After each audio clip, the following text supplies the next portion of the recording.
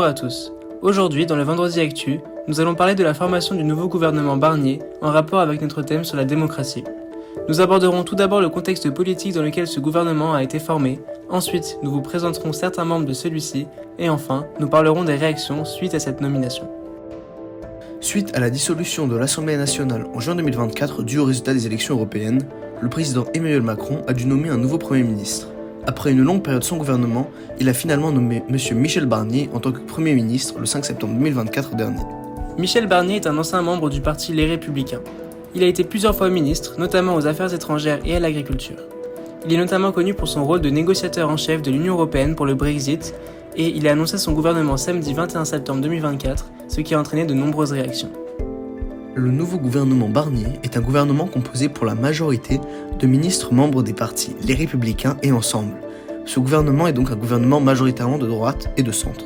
Parmi les postes régaliens, nous trouvons notamment M. Bruno Retailleau en tant que ministre de l'Intérieur, M. Antoine Armand en tant que ministre de l'Économie, Mme Astrid Panosyan-Bouvet en tant que ministre du Travail, M. Jean-Noël Barrot en tant que ministre de l'Europe et des Affaires étrangères, ou encore Mme Geneviève Darrieussecq au ministère de la Santé. Par ailleurs, certains ministres comme Mme Rachida Dati à la Culture ou encore M. Sébastien Lecornu aux Armées restent à leur poste au sein de ce nouveau gouvernement.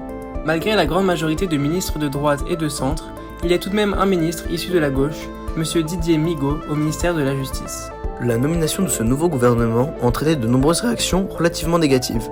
Il y a notamment des partis politiques tels que la France Insoumise et le Rassemblement National qui ont montré leur désaccord et leur mécontentement suite à cette nomination. M. Jordan Bardella, président du Rassemblement National, a par exemple déclaré sur le réseau social X « Ce nouveau gouvernement signe le retour du macronisme par une porte dérobée. Ce que les Français ont démocratiquement sanctionné à 2 reprises ne peut revenir par de lamentables jeux d'appareils et calculs politiciens. C'est donc un gouvernement qui n'a aucun avenir. » Des appels à manifester ont été lancés tout au long de la journée de samedi. Cependant, ils n'ont pas réussi à fédérer, car peu de personnes seraient réellement descendues dans les rues, selon les médias Libération et CNews.